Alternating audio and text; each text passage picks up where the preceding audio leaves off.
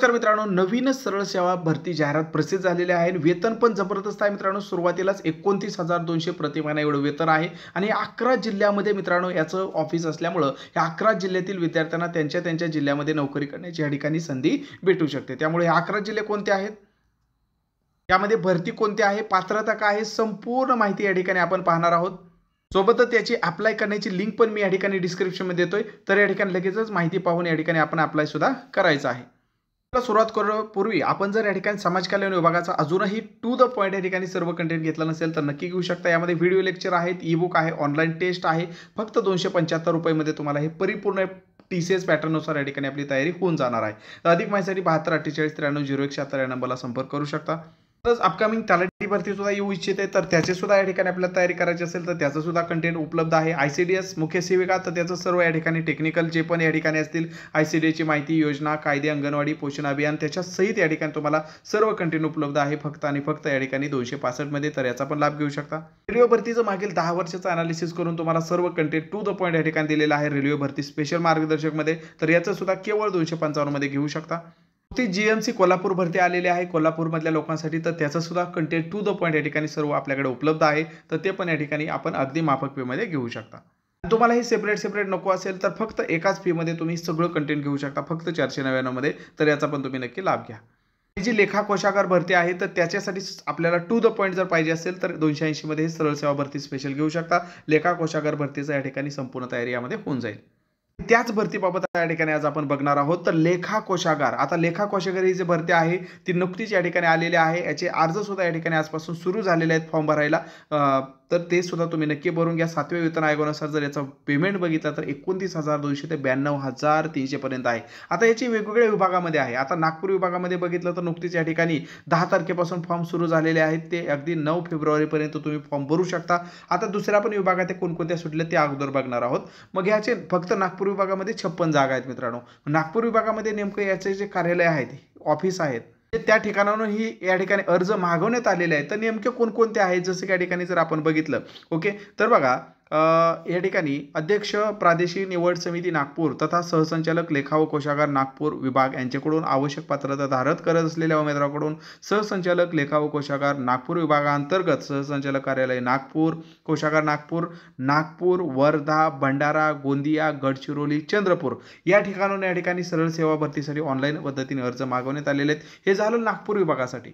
Same टाईपची या ठिकाणी लेखा व कोशागार भरती पुणे विभागासाठी जर आपण बघितलं, सेम या ठिकाणी जर आपण बघितलं तर या ठिकाणी पुणेसाठी जर कोणकोणते या ठिकाणी या विभागांतर्गत होत आहेत मित्रांनो, तर पुणे या विभागांतर्गत सहसंचालक कार्यालय पुणे, कोशागार कार्यालय पुणे, तर पुणे, सातारा, सांगली, सोलापूर आणि कोल्हापूर या ठिकाणाहून काय करण्यात येतं मित्रांनो, सरळ सेवेने भरतीसाठी या ठिकाणी ऑनलाईन पद्धतीने अर्ज मागवण्यात येत आहेत. आता ही पुण्याची जी डेट आहे ती पुण्याची डेट थोडीशी वेगळी आहे. पगार सारखाच आहे. पगार जर आपण बघितलं तर मित्रांनो काय मित्रांनो, तर पगार 29,200 ते 92,300 पर्यंत सारखाच आहे. यामध्ये 75 वेगळी पदं भरायची आहेत. ओके, यामध्ये पुण्यामध्ये हे सेपरेट आहेत, नागपूर विभागाचे सेपरेट आहेत. मग पुण्याची डेट वेगळी आहे, तिथली डेट वेगळी आहे. आगमागं जाहिराती आलेल्या आहेत. ही 31 डिसेंबरला जाहिरात आलेली आहे. ऑनलाईन अर्ज सुरू झाले आहेत 31 डिसेंबर. तर 30 जानेवारीपर्यंत याची लास्ट डेट आहे. हे आपण या ठिकाणी लक्षात ठेवा. जी नागपूर विभागाची जाहिरात आहे ती नागपूर विभागाची जाहिरात थोडीशी उशीर आलेली आहे आणि याचे अर्ज जे आहेत तर अर्ज 10 तारखेपासून 10 जानेवारीपासून सुरू झालेले आहेत. 9 फेब्रुवारीची लास्ट डेट आहे. मग अर्ज करण्याची मी या ठिकाणी लिंक पण डिस्क्रिप्शनमध्ये देतो आहे. मग या ठिकाणी कोण अर्ज भरू शकता, कोण अर्ज भरू शकता ते आपण या ठिकाणी बघणार आहोत. तर ही परीक्षा सुद्धा या ठिकाणी ऑनलाईन पद्धतीने होणार आहे. जसं की या ठिकाणी समाज कल्याण विभागाची असेल, महिला व बाल विकासाची असेल तर त्याच पद्धतीने ही सुद्धा परीक्षा. त्यामुळे याची फी पण या ठिकाणी जबरदस्त आहे मित्रांनो. कोल्हापूर वगैरेसाठी 1,000 रुपये फी आहे. राखीवसाठी 900 रुपये या ठिकाणी तुमच्याकडून फी घेण्यात आहे. त्यामुळं फी जर तुम्ही एवढी मोठ्या प्रमाणात भरत आहात, फॉर्म भरत आहात, इच्छुक आहात तर अभ्यास पण त्याच दृष्टीने तगड्या पद्धतीने ठिकाणी करायचा आहे. न भरकटता TCS IBPS पॅटर्नने आपला अभ्यास चालू राहू द्या. मग या ठिकाणी परीक्षेचा दर्जा जर आपण बघितला तर मित्रांनो समाज कल्याण विभागासारखा सेम टू सेम या ठिकाणी पॅटर्न आपल्याला दिसून येतो आहे. जसं की मराठी व्याकरण आहे, इंग्रजी व्याकरण आहे, सामान्य ज्ञान आहे, बौद्धिक चाचणी. ज्या पण विद्यार्थ्यांनी आपले समाज कल्याणचा या ठिकाणी घेतलेला आहे कोर्स तर त्यांना सेपरेट या ठिकाणी याचा लेखा कोशागारचा घ्यायची काही गरज नाही. उगीच आपले पैसे वाया घालवू नका. समाज कल्याणचा आणि याचा सिलेबस या ठिकाणी सेम टू सेम तुम्हाला या ठिकाणी देण्यात आलेला आहे. 100 प्रश्न 200 गुण या ठिकाणी देण्यात आलेला आहे. त्यामुळे समाज कल्याणचा फॉर्म भरला असेल तर हा सुद्धा फॉर्म तुम्ही अवश्य भरा जर तुम्ही पात्र असाल तर. वेळ जर या ठिकाणी बघितलं तर वेळ तुम्हाला 120 मिनिटं म्हणजे 2 तासाचा या ठिकाणी वेळ देण्यात आलेला आहे. नंतर आपण खाली गेल्यानंतर आपल्याला महत्त्वाची वयोमर्यादाबद्दल या ठिकाणी दिलेलं आहे. तर कमीत कमी तुमचं या ठिकाणी 19 वर्ष पूर्ण असलं पाहिजे. 9/2/2025 या रोजी तुमचं कमीत कमी 19 वर्ष पूर्ण पाहिजे आहे. आणि तुम्ही जर ओपन उमेदवार असेल, ओके, कोणतं रिझर्वेशन तुम्हाला नसेल, तर जास्तीत जास्त तुम्हाला 38 वर्षाची अट दिलेली आहे. आणि जर तुम्ही मागास वर्ग असेल, आर्थिक दुर्बल घटक असेल, अनाथ असेल, तर तुम्हाला 43 वर्षापर्यंत आहे. दिव्यांग असेल तर तुम्हाला 45 वर्षापर्यंत या ठिकाणी वयोमर्यादा दिलेली आहे. बाकी आपल्या आरक्षणानुसार अजून पण या ठिकाणी वयोमर्यादेमध्ये सूट दिलेली आहे, ती या ठिकाणी बघू शकता. या ठिकाणी तसंच जर आपण थोडं खाली गेलं तर तुम्हाला या ठिकाणी शैक्षणिक अर्हता याच्याबद्दल दिलेलं आहे की या ठिकाणी तुमचं एज्युकेशन किती पाहिजे आहे. तर या ठिकाणी जर बघितलं तर या पदाचं पुणे विभाग असू द्या, नागपूर विभाग असू द्या, तर दोन्ही पदाचं जे नाव आहे लेखा कोशागार ह्या भरती अंतर्गत, तर कनिष्ठ लेखापाल गट क चं हे पद आहे. ओके, जे की पेमेंट आपण बघितलं जबरदस्त आहे. मग यांची शैक्षणिक अर्हता काय दिलेली आहे, तर या ठिकाणी पहिली म्हणजे तुमची कोणत्याही शाखेची पदवी, ओके, आर्ट्स असू द्या, सायन्स असू द्या, कॉमर्स असू द्या, इंजिनिअरिंग असू द्या, तर तुमची पदवी या ठिकाणी असणं गरजेचं आहे. ही पहिली अट दिलेली आहे. आणि दुसरी अट जी त्यांनी दिलेली आहे ती म्हणजे टेक्निकल अट. तर ज्यांनी मराठी टायपिंग टंकलेखक 30 शब्द प्रति मिनिट वेग मर्यादेचे किंवा म्हणजे एक तर तुमचं मराठी असायला पाहिजे 30 किंवा तुमचं इंग्लिश 40 दोन्हीपैकी एक असेल, बिंदास या ठिकाणी चालू शकतं. किंवा संगणक टंकलेखाचे प्रमाणपत्र या ठिकाणी असणं गरजेचं आहे. तर या ठिकाणी जर आपण बघितलं तर तुमच्याकडे एकतर काय पाहिजे, मराठी 30 किंवा इंग्लिश 40 हे दोन्हीपैकी एक पाहिजेच आहे. परत म्हणू नका सर हे नसेल तर चालेल का, तर नाही चालणार, हे तुम्हाला पाहिजेच आहे, लक्षात ठेवा. विद्यार्थी म्हणतात सर मग हे जॉईन झाल्यानंतर देऊ शकतो का? काही ठिकाणी असतं तशी सवलत दिलेली असते की बाबा जॉईन झाल्यावर 2 वर्षांनी द्या वगैरे वगैरे.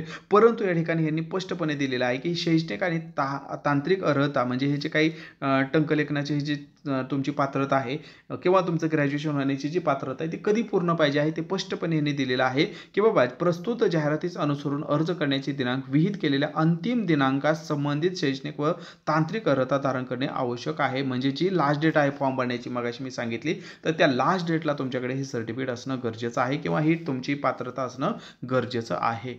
तिसरं जे या ठिकाणी पात्रता दिली मित्रांनो, कॉम्प्युटर म्हणजे तुमचा एखादा MSIT सारखा एखादा कोर्स या ठिकाणी असणं गरजेचं आहे. परंतु या कोर्समधून मात्र त्यांनी काय केलेलं MSIT सारख्या सूट दिलेली आहे की बाबा तुम्ही या ठिकाणी नियुक्तीच्या दिनांकापासून 2 वर्षाच्या आत तुमच्याकडे हे संगणक अर्हता असणं गरजेचं आहे असं या ठिकाणी सांगितलेलं आहे. पण हे कोणासाठी आहे, तर हे जे आहे ते तुमच्याकडे MSIT सारख्या कोर्ससाठी दिलेलं आहे, टायपिंगसाठी नाही. हे सुद्धा आपण या ठिकाणी लक्षात ठेवा, कारण इथं संगणक अर्हताचा मुद्दा सेपरेट मांडलेला आहे, त्यामुळे इथं कन्फ्यूज होऊ नका. अशा पद्धतीने आपण हे जी काही भरती आहे लेखा व कोशागार, तर हे पुणे आणि नागपूर या दोन्ही विभागामध्ये आलेले आहे. तर नक्की भरू शकता. 7व्या वेतन आयोगानुसार याचं वेतन पण जबरदस्त आहे. आणि याची लास्ट डेट जर बघितली तर 9 फेब्रुवारी 2025 नागपूर विभागांतर्गत याची लास्ट डेट आहे. पुणेची जी आहे ती लवकरच संपते आहे, मगाशी मी तुम्हाला सांगितलं त्याची पण. तर लगेच या ठिकाणी जर तुम्ही पात्र असाल तर अवश्य हा फॉर्म सुद्धा भरू शकता. वेतन चांगलं आहे. सिलेबस जो आहे तो तुमच्या ओळखीचाच आहे, जास्त काय ताण घ्यायची गरज नाही. आणि TCS पॅटर्ननुसार कसे प्रश्न विचारले जातात, TCSचे असू द्या, IBPचा असू द्या, तर डिस्क्रिप्शनमध्ये ते मी संपूर्ण या ठिकाणी 100 प्रश्नाची प्रश्नपत्रिका मित्रांनो कालच लाईव्हमध्ये घेतलेली आहे. तर ती सुद्धा तुम्ही नक्की पहा, जेणेकरून तुम्हाला अंदाज येऊन जाईल की नेमकं बाबा अभ्यास आपण कसा केला पाहिजे. मग समाज कल्याणचा असेल किंवा इतर विभागाचा असेल तर ते तुम्हाला समजून जाईल. तर त्याची पण लिंक डिस्क्रिप्शनमध्ये दिलेली आहे. आणि तुम्हाला सर्वांची न भरकटता तयारी करायची असेल तर नक्की एक्झाम मॉडेलचे कोर्स तुम्ही काय करू शकता, जॉईन करू शकता. सर्व काय या ठिकाणी तुम्हाला टू द पॉईंट भेटून जाईल. ठीक आहे. व्हिडिओ माहितीपूर्ण वाटला असल्यास एक लाईक नक्की करा. नवीन असेल तर आवर्जून चॅनलला सबस्क्राईब करा, म्हणजे येणाऱ्या सर्व अपडेट तुम्हाला छोट्या मोठ्या सर्व अपडेट या ठिकाणी भेटत राहतील. धन्यवाद.